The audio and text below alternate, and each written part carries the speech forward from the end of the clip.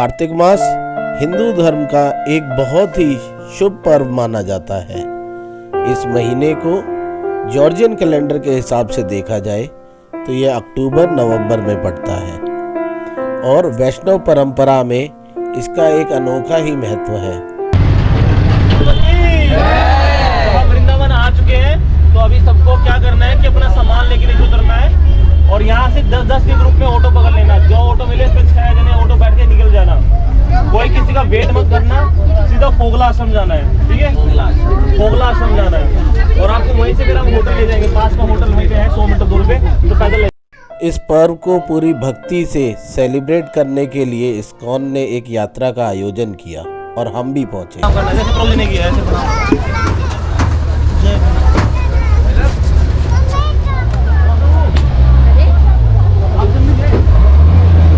वृंदावन पहुंच के हमने वहां की पावन धरती को नमन किया। हमारे साथ में न केवल बच्चे थे, कुछ युवा और कुछ वृद्ध भी थे। वृंदावन बस अड्डे से बाहर निकलते ही हमें माता की भव्य प्रतिमा के दर्शन हुए। हमें 15 से 20 मिनट लगे बस अड्डे से फोगला आश्रम पहुंचने में। हमने रास्ते में वहां के लोगों को देखा, वहाँ की गौशालाओं को देखा, वृंदावन की तंग गलियों को देखा, कुछ ड्राइवर भाइयों से बात की, कुछ ऑटो चालकों से बात हुई और सबसे बात करने के बाद हम 15 से 20 मिनट में फोगला आश्रम पहुँच गए। फोगला आश्रम में हमारे खाने का प्रबंध था और उसके पास ही एक धर्मशाला में हमारा रहने का प्रबंध था।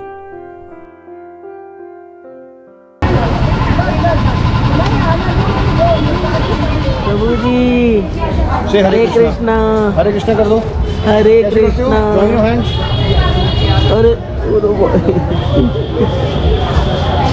हरे कृष्णा, हरे कृष्णा। ये सब हमारे साथ के हैं। हरे कृष्णा, हरे कृष्णा, हरे कृष्णा, हरे कृष्णा, हरे कृष्णा। बोलो हरे कृष्णा, हरे कृष्णा, हरे कृष्णा। वामिका हरे कृष्णा, आद्या हरे कृष्णा। आज पहला दिन था इस यात्रा का और जैसे जैसे दिन चढ़ रहा था वैसे वैसे भीड़ बढ़ती जा रही थी। ये फोगला आश्रम में वह स्थान है जहाँ पे सभी प्रसाद ग्रहण करते थे। इतने में हमें एक प्रभु जी दिखाई दिए तो ऐसा महसूस हुआ जैसे साक्षात जगन्नाथपुरी के दर्शन करा दिए।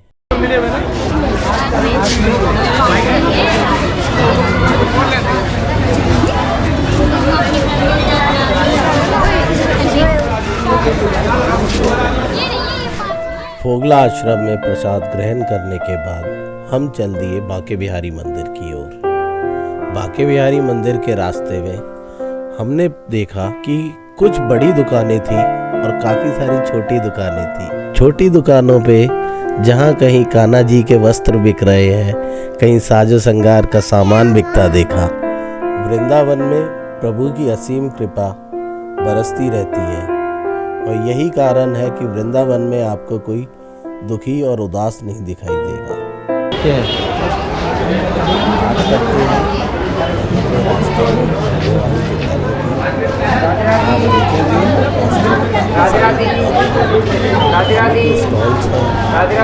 प्रभु के श्रृंगार का सामान मिलता है, कुछ मूर्तियों की दुकानें हैं, कुछ चित्रकारी की दुकानें हैं, कहीं पे आपको पेंटिंग मिलेगी, जहाँ पे आपको रोजमर्रा का सामान से लेके प्रभु की आस्था के सामान तक सब कुछ मिल जाएगा। वृंदावन आए और यहाँ पे गोलगप्पे और चाट नहीं खाई तो क्या ही वृंदावन आए।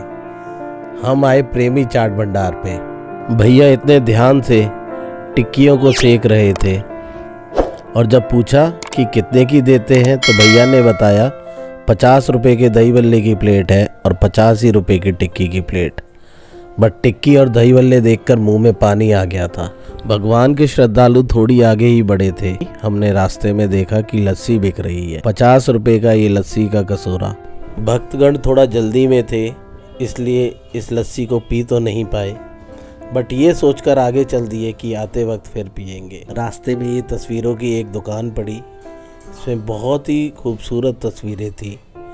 तिरुपति बालाजी से लेके बाल गोपाल की। थोड़ा ही आगे बढ़े थे कि मिठाइयों की दुकान मिल गई, फिर वही लस्सी, और इस बार तो गर्मा गर्म दूध भी था। और दुकानदार से पूछा, जब भैया से पूछा कि क्या ये दूध बिक जाता है इतनी गर्मी में, तो भैया ने बताया कि इवनिंग में मौसम बहुत अच्छा हो जाता है, जिसकी वजह से दूध की डिमांड बढ़ गई है। तो ये कार्तिक मास महीना ऐसा है, कभी भी आप जाए तो इस बात का ध्यान रखें कि दोपहर को वृंदावन में गर्मी होती है और शाम को मौसम थोड़ा ठंडा हो जाता है, तो हल्के गर्म कपड़े अपने साथ जरूर ले जाएं। बांके बिहारी मंदिर के रास्ते में पुलिस का बहुत बेहतरीन बंदोबस्त था।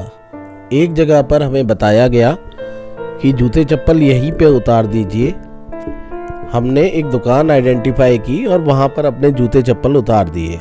वो भैया बहुत अच्छे थे और वो यही सर्विसेज देते हैं कि आप उनकी दुकान में अपने जूते चप्पल उतार सकते हैं, बशर्ते आप वहाँ से प्रसाद ज़रूर खरीदें। तो हमने वहाँ पे अपने जूते चप्पल उतारे, भैया जी से प्रसाद लिया और प्रसाद लेने के बाद में हम चल पड़े बांके बिहारी मंदिर की तरफ।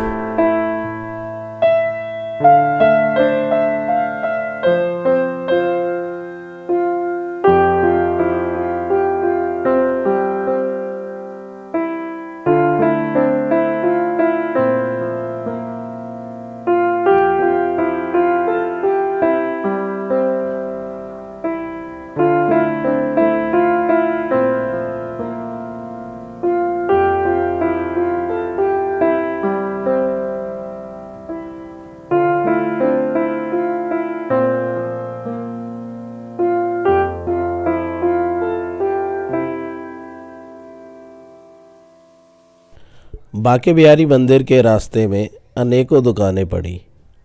ज़्यादातर मिठाई की दुकानें थी, जहाँ से लोग भगवान का भोग खरीद रहे थे। हमने भगवान का प्रसाद रास्ते से ही खरीद लिया था और जैसे ही हम आगे बढ़े तो पता चला कि बांके बिहारी मंदिर में कैमरा अलाउड नहीं है। फिर क्या था, हमने अपना गोप्रो बंद किया और लाइन में खड़े हो गए। हमने बांके बिहारी जी के दर्शन किए, बहुत ही अद्भुत दर्शन थे।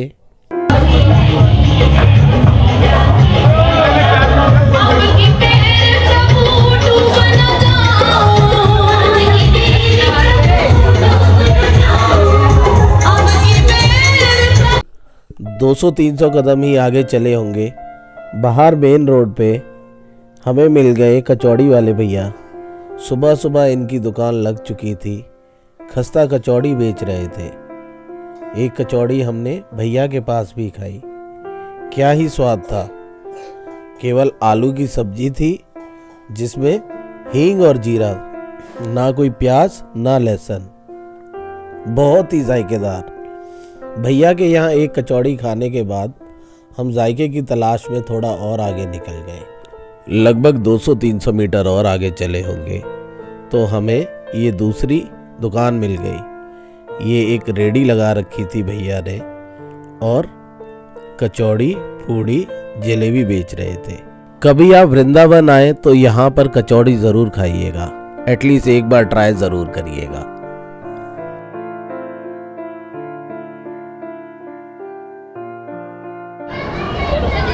ये देखो,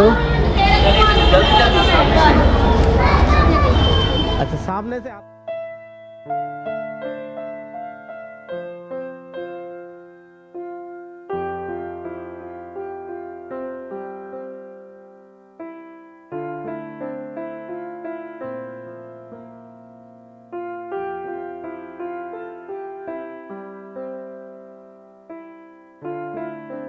कार्तिक मास में दीपदान का अपना ही एक महत्व होता है। तो वहीं फोगला आश्रम के सामने सीताराम मंदिर है। कभी आप फोगला आश्रम के आगे से निकले तो ज़रूर एक बार उस मंदिर में जाइएगा। उस मंदिर में आप देखेंगे कुछ वृद्ध साधु हैं, लगभग सभी 60 साल से ऊपर के हैं और वो पूरा दिन भजन करते रहते हैं। इतना बढ़िया ढोलक और मजीरा बजाते हैं। मंदिर के प्रांगण में आत्मा को परम शांति मिलती है। मंदिर के ग्राउंड फ्लोर पे एक गौशाला है जिसमें लगभग 25 से 30 गायें हैं। आप जब कभी भी मंदिर में जाएं तो ध्यान रखिएगा कि कुछ ना कुछ उन मासूम गायों के लिए ज़रूर ले जाएं।